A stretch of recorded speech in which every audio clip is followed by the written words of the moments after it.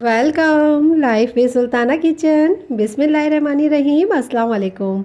आज मैं आपके लिए लेकर आई हूँ बहुत ही हेल्दी और मज़ेदार रेसिपी। बहुत ही झटपट से तैयार हो जाएगी। फ़ायदे इसके बेशुमार हैं। असाबी और दिमागी कमज़ोरियों के लिए लाजवाब नुस्खा है। सुबह 1 चमचा नाश्ते में इस्तेमाल करें। 1 हफ़्ते में आपको अपने अंदर बहुत एनर्जी महसूस होगी।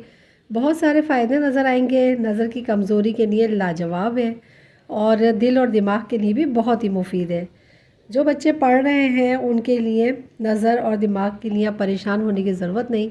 1 चमचे के इस्तेमाल से तमाम मसले हल हो जाएंगे इंशाल्लाह। तो चलें स्टार्ट करते हैं।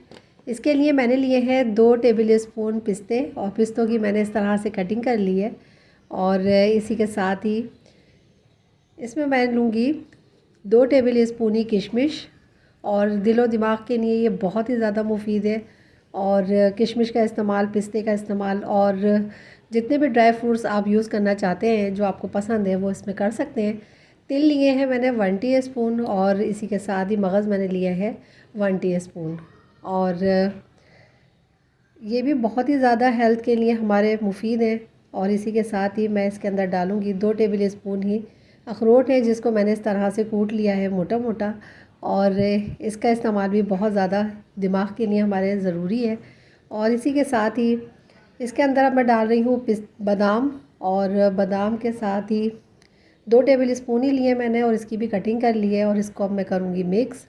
और बहुत ही ज़बरदस्त और बहुत ही हेल्दी नुस्खा तैयार हो रहा है।